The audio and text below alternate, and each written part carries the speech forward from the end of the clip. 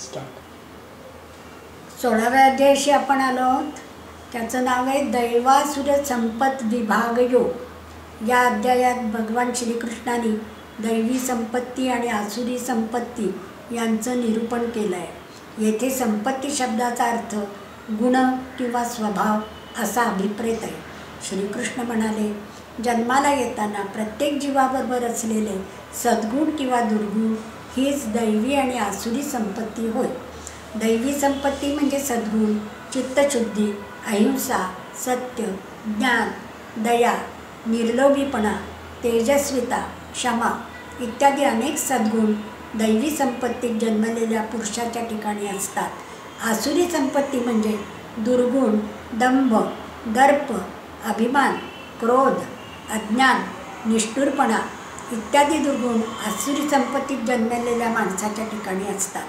दैवी संपत्ती ही अर्थातच श्रेष्ठ असून तिच्या योगाने मनुष्याला मोक्ष लाभ होतो आणि आसुरी संपत्तीमुळे मनुष्याला जन्ममरणाचं बंधन प्राप्त होतं. अर्जुना, तू दैव संपत्तीतच जन्माला आला आहेस, तेव्हा तुला शोक करण्याचं काही कारण नाही.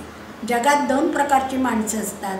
दैवी स्वभावाच्या माणसांच्या ठिकाणी कोणते सद्गुण असतात, आसुरी स्वभावाच्या माणसांच्या ठिकाणी कोणते दुर्गुण असतात हे तुला अगोदर सांगितलेच आहे. आता या आसुरी स्वभावाच्या लोकांचे आणखी वर्णन आहे. अर्जुना, हे लोक उग्र, घोर, भीषण कर्मे करीत असतात. जणू जगाचा सर्वनाश करण्यासाठीच ते जन्माला आलेले असतात. केवळ सुखोपभोग भोगणे हेच जीवनाचं इतिकर्तव्य आहे असे ते मानतात. त्यासाठी ते वाटेल त्या मार्गाने धनसंचय करतात. ते ईश्वराचे अस्तित्व मानित नाही. बढाईखोर, गर्विष्ठ, धनाने आणि मदाने मातलेले हे लोक शास्त्रविधी सोडून दांभिकपणाने केवळ नामासाठी यजमानादी कर्मे करतात. हे दुष्ट लोक शेवटी नरकातच जातात. काम, क्रोध, लोभ ही 3 नरकाची दारं आहेत. या 3ही तमोगुणांपासून मुक्त असलेला पुरुष पुण्यकर्म करतो आणि मोक्षाला जातो. पण जो पुरुष शास्त्रविधी सोडून स्वैरपणे वागतो त्याला सिद्धी, सुख किंवा मोक्ष काहीही मिळत नाही. म्हणून हे अर्जुना, कर्तव्य व अकर्तव्य यांच्या निर्णयासाठी तू शास्त्र हेच प्रमाण मान आणि त्याप्रमाणे वाग. दैवी आणि आसुरी संपत्तीचं वर्णन यात केलेलं आहे.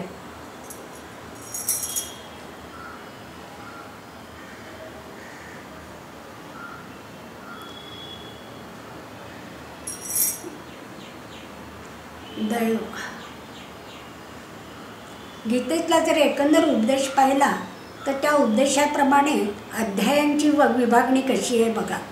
1 ते 5 अध्यायामध्ये जीवनाची एकूण योजना काय आहे आणि आपला जन्म कसा सफल होईल हे आपण पाहिलं. 6 ते 11 अध्यायापर्यंत भक्तीचं दर्शन घडतं. भक्तीचा निरनिराळ्या प्रकारे विचार केला. 11व्या अध्यायात भक्तीचं दर्शन झालं. 12व्या अध्यायात सगुण आणि निर्गुण भक्ती यांची तुलना करून भक्तांची थोर लक्षणं पाहिली. 12व्या अध्यायापर्यंत कर्म आणि भक्ती ही 2 तत्त्व तपासून झाली.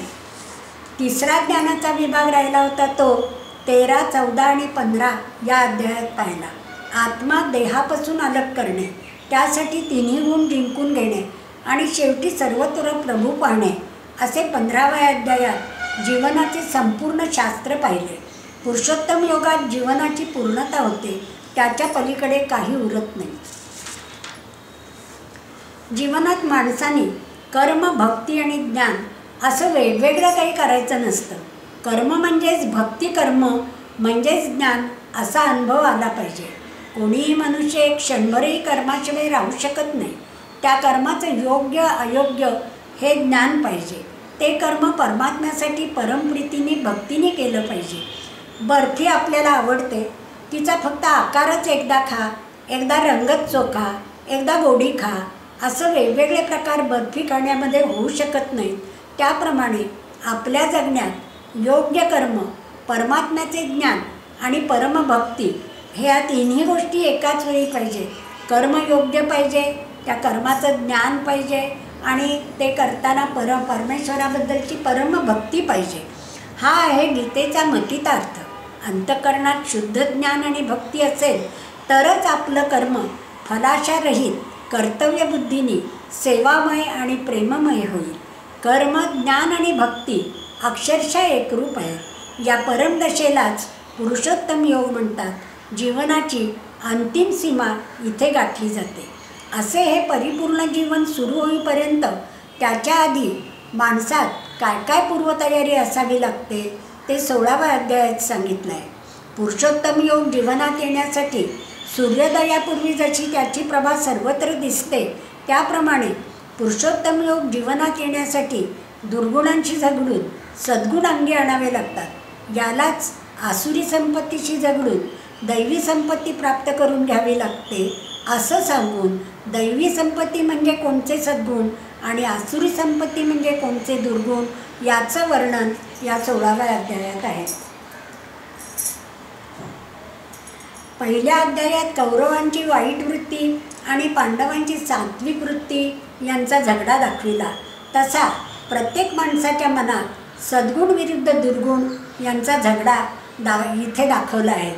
असे हे खरे युद्ध आपल्या मनातच असते. हे युद्ध यशस्वी होण्यासाठी कोणते गुण प्रथम अंगी बांधले पाहिजेत आणि कोणत्या दुर्गुणांना क्रमाक्रमाने मारलं पाहिजे ते अगदी योग्य क्रमाने सांगितलं आहे या अध्यायात. कोणताही सद्गुण म्हणजे खरेपणा पाहिजे. खरेपणा आपण तेव्हाच व्यक्त करू शकतो की जेव्हा अभय निर्भयता असेल तेव्हा.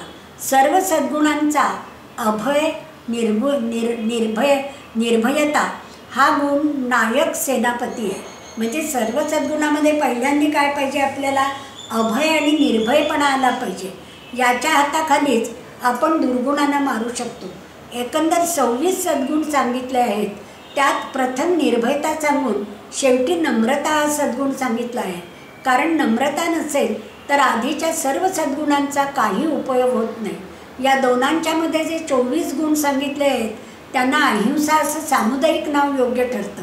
भूतदया, मार्दव, क्षमा, शांती, अक्रोध, अहिंसा, अद्रोह हे सर्व अहिंसा आणि सत्य या 2 मोठ्या सद्गुणात सामील असतात.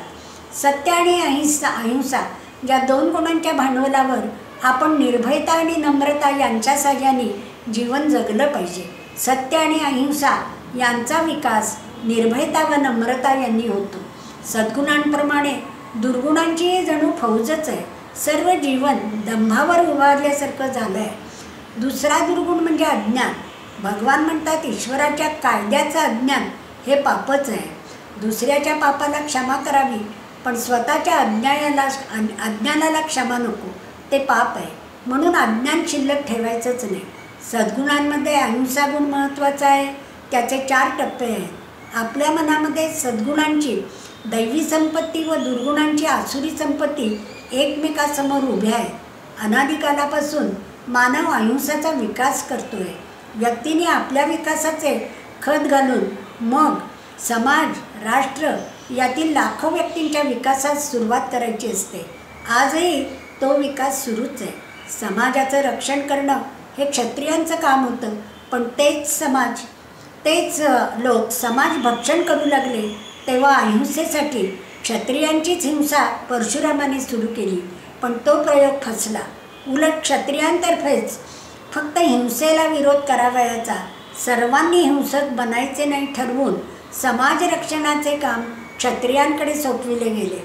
संतांनी अहिंसेचे प्रयोग केले पण ते त्यांच्यापुरतेच झाले.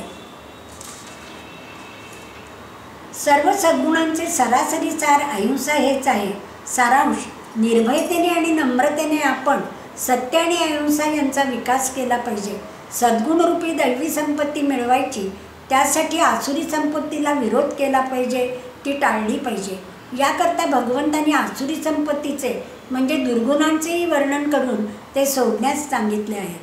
सत्ता संपत्ती आपलीच असावी असं माणसाला वाटतं.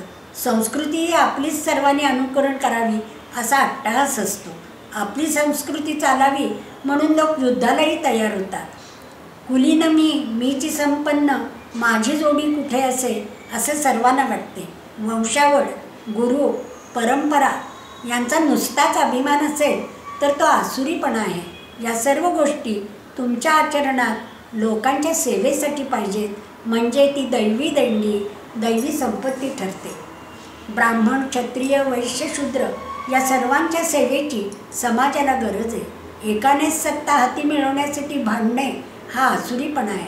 आसुरी संपत्ती म्हणजे थोडक्यात काम, क्रोध, लोभ हे दुर्गुण सबंध जगात वैर, युद्ध, अशांती पसरवित आहेत. गीतेत पदोपदी काम, क्रोध, लोभ या तिनापासून दूर राहण्यास सांगितले आहे. 16व्या अध्यायात शेवटी हेच सांगितले आहे. काम, क्रोध, लोभ हे नरकाचे 3 दरवाजे म्हटले आहेत. यापासून बचाव करण्यासाठी आणि सत्य आणि अहिंसेचा मार्ग स्वीकारायचा शास्त्रीय संयम म्हणजेच संतांनी अनुभवाने सांगितलेले आचार नियम पाळायचे. असे कर्तव्याचरण रूपी धर्म जोपर्यंत पृथ्वीवर जेथे पाळला जाईल तेथे धर्मरक्षणार्थ देव अवतार घेतो असे स्पष्ट भगवंतांनी गीतेत सांगितले आहे. म्हणून सर्वांनी संयमपूर्वक कर्तव्याचरण करावे, बेताल वागू नये, कामक्रोध झटकून नैतिक शक्ती वाढवावी, हे बरोबर आहे. आता 16व्या अध्यायातल्या दैवी आणि आसुरी गुणांचा शब्दांचा अर्थच आधी आपण पाहून घेऊया. आता दैवी सद्गुण बघा. अभय, अभय याचा अर्थ आता हिंदीत अर्थ होते त्या गीता प्रेसच्या पुस्तकात तेच योग्य वाटले, म्हणजे करेक्ट अगदी तंतोतंत अर्थ त्याचा त्यात येतो म्हणून काही हिंदी आहेत अर्थ सांगितलेले. अभय म्हणजे सर्वथा भय का अभाव, सत्व संशुद्धी म्हणजे अंतःकरण की अच्छी प्रकार से स्वच्छता, ज्ञान योग व्यवस्थिति म्हणजे तत्वज्ञान के लिए ध्यान योग में निरंतर दृढ़ स्थिति, परमात्मा के स्वरूप को तत्व से जानने के लिए सच्चिदानंद घन परमात्मा के स्वरूप में एक ही भाव से ध्यान की निरंतर गाढ़ अवस्था, याला म्हणायचं ज्ञान योग व्यवस्थिति.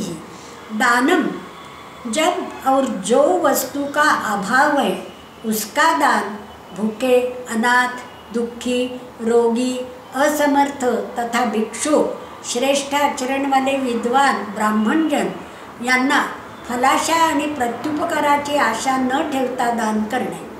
दमः म्हणजे इंद्रियों का दमन. यज्ञ म्हणजे भगवत पूजा और अग्निहोत्रादि उत्तम कर्मों का आचरण. स्वाध्याय, वेद शास्त्रों के पठन पाठन पूर्वक भगवत के नाम और गुणों का कीर्तन म्हणजे स्वाध्याय.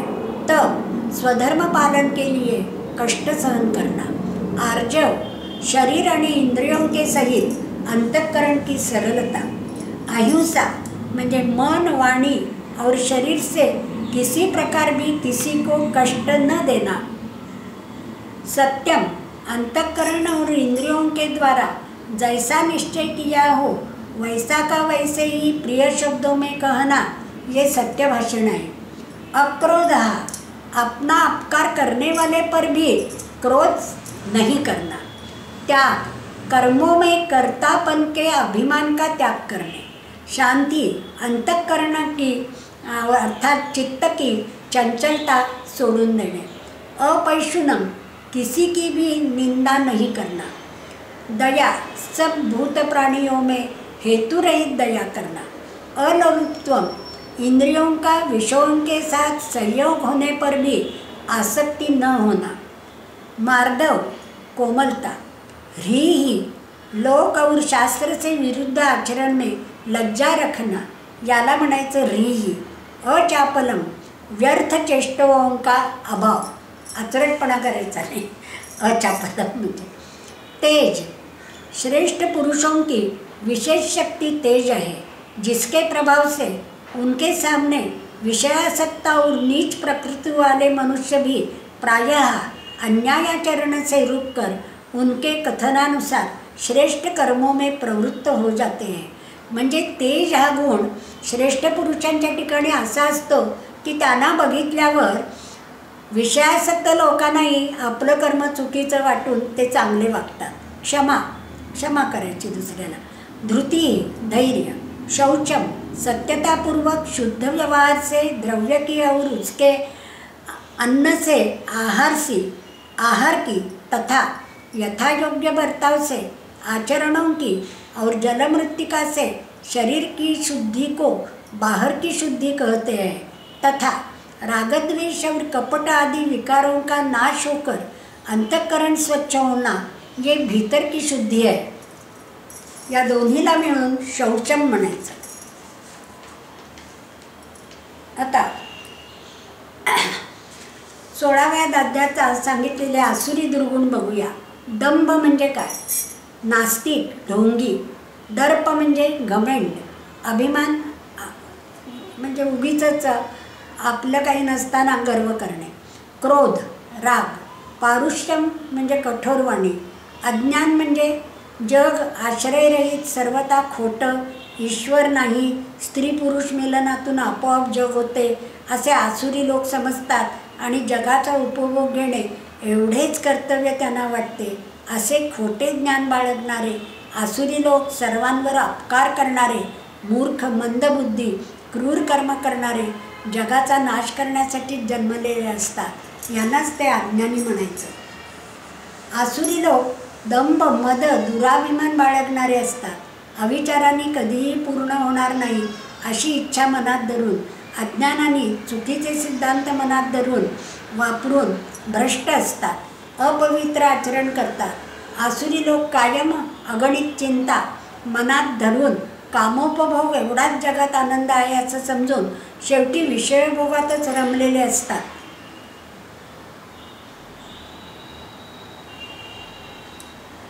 घमेंडीने, पैसा, सत्ता यांच्या गर्वाने शास्त्रविधी न पाळता यज्ञयाग करतात. काम, क्रोध आणि हे पाहिजे, ते पाहिजे, संपत्ती पाहिजे अशा आशापाशातच आसुरी लोक अडकलेले असतात. कोणाला तरी हरवलं आणि आणखी शत्रूंना ठार मारील असा गर्व करीत असतात. स्वतःला बलवान, भोक्ता, सिद्ध, जणू सर्व शक्तिमान परमेश्वरच स्वतःला समजतात.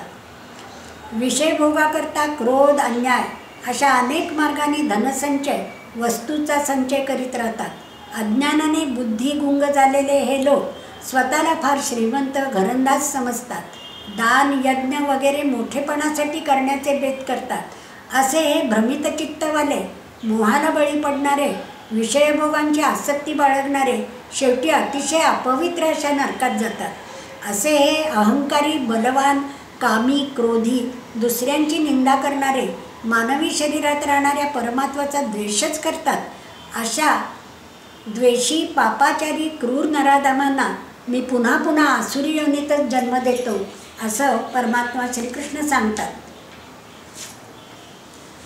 असे आसुरी योनीत अनेक जन्म घेतलेले लोकांना माझी प्राप्ती होत नाही.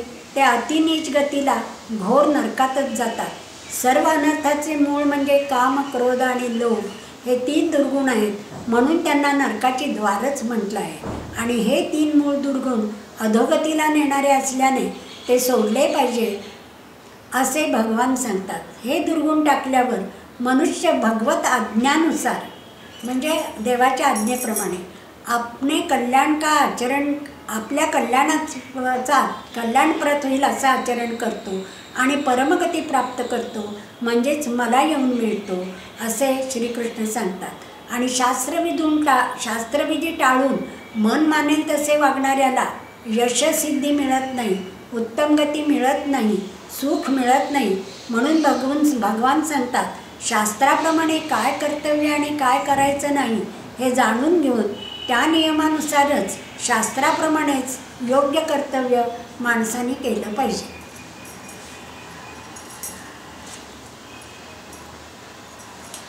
झालं बघ, उद्यालाच